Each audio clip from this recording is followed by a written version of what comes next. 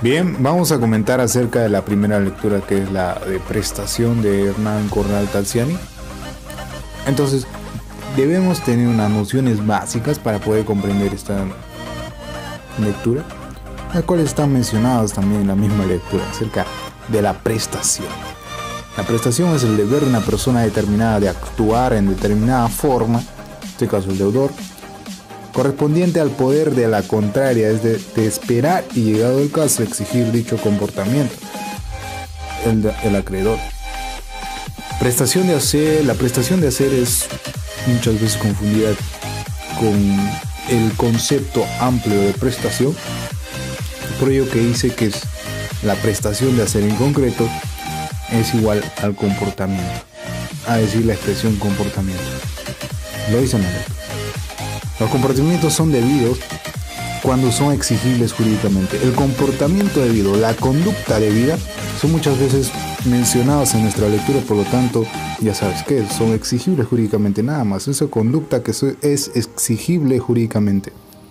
La prestación debe tener como finalidad la satisfacción del acreedor, el cual debe ser legítimo, tutelable por el ordenamiento jurídico. ¿Se entiende eso? Entonces vamos a hablar acerca de los contenidos de la prestación, que son tres: la prestación de dar, hacer y no hacer. Por ello que menciono aquí el tres. La prestación de dar consiste en tres también.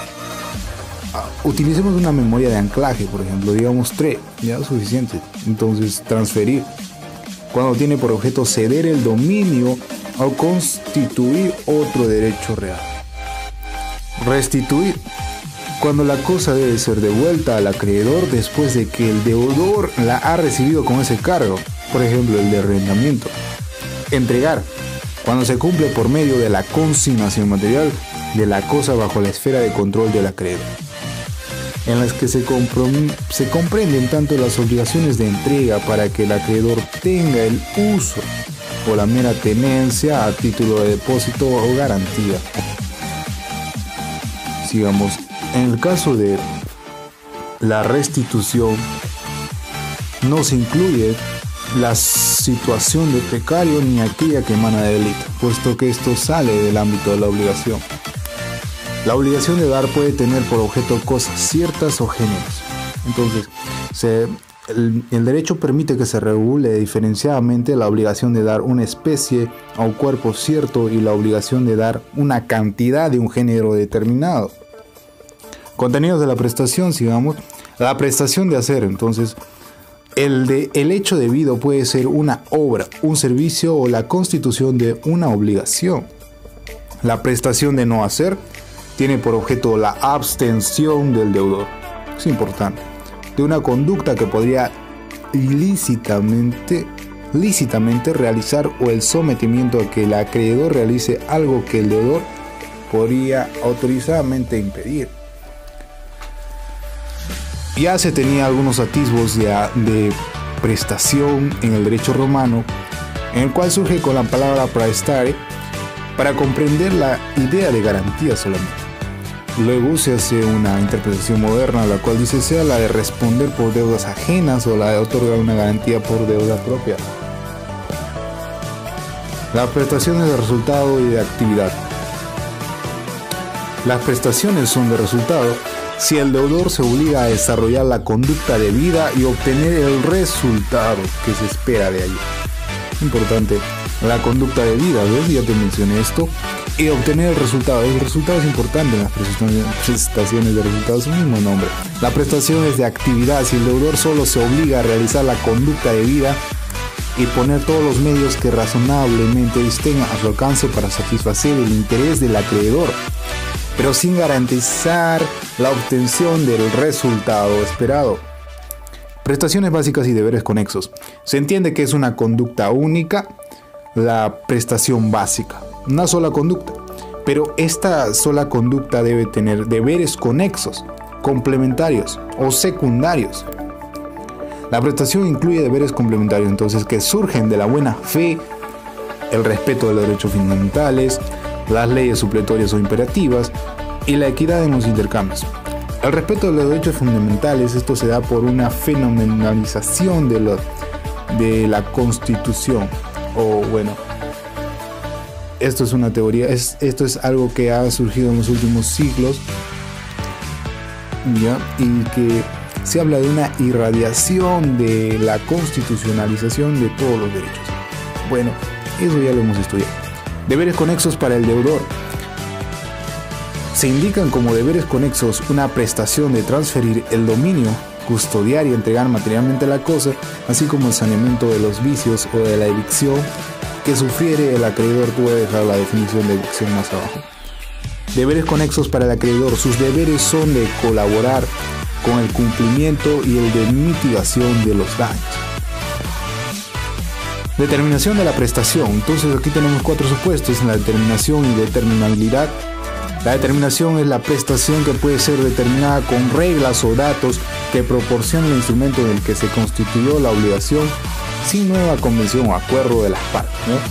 Si la calidad de la cosa, obra o servicio no es determinada, se entenderá que el deudor se obligó a prestar una cosa, obra o servicio de una calidad correspondiente a la naturaleza y valor de la contraprestación. En defecto de esto, se considerará que se obligó a una calidad mediana, según doctrina, según distintos códigos que se mencionan aquí en la lectura. La determinación se refiere a su contenido y sus características esenciales. La determinabilidad por un tercero. La prestación será determinada por un tercero, el cual este tercero actuará según su libre arbitrio, a menos que las partes digan, no, un momento, que no sea según su libre arbitrio. Entonces, que se base sobre la equidad. Y esta equidad también debe ser fundada por este tercero. Si el tercero no determina la prestación en un plazo razonable y no se ha previsto un sustituto, la prestación se entenderá como no determinada. Entonces, si el tercero actúa de mala fe y esta mala fe es comprobada, entonces la prestación será determinada por el juez. Determinabilidad por una de las partes. Esto es lo que no sucede, pero tiene excepciones. ¿En qué supuestos? Por 2 supuestos.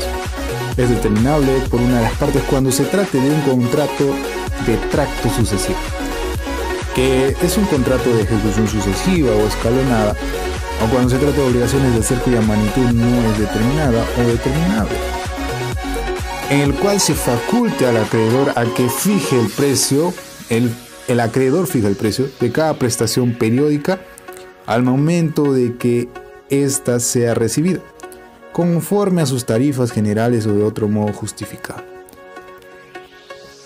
Lo segundo es que se trate de servicios profesionales encargados sin fijarse el precio, para los cuales el acreedor podrá determinar el valor de la contraprestación, justificando la magnitud de los servicios prestados.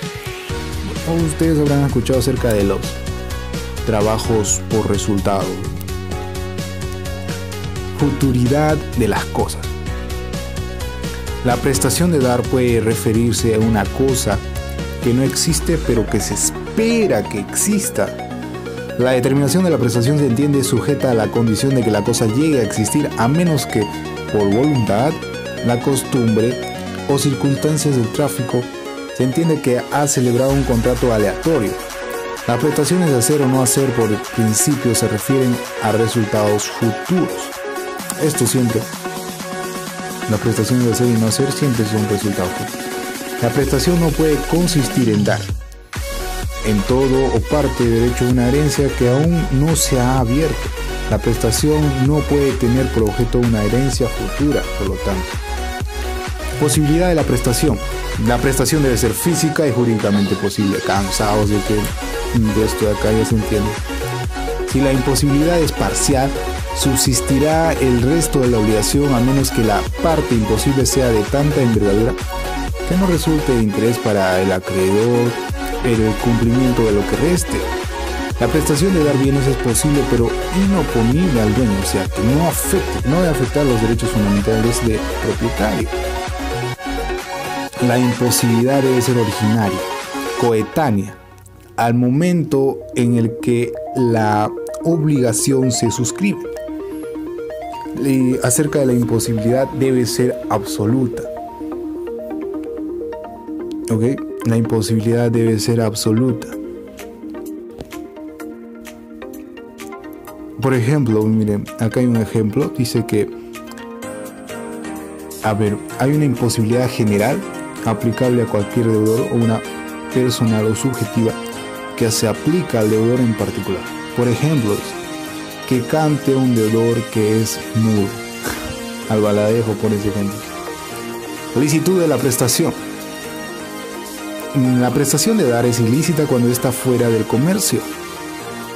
Si se refiere a una cosa que está embargada, que es litigiosa o que está sujeta a medidas cautelares, la prestación será permitida si las partes han conocido esa circunstancia y han pactado bajo la expectativa de que los obstáculos para la enajenación o gravamen serán oportunamente levantados.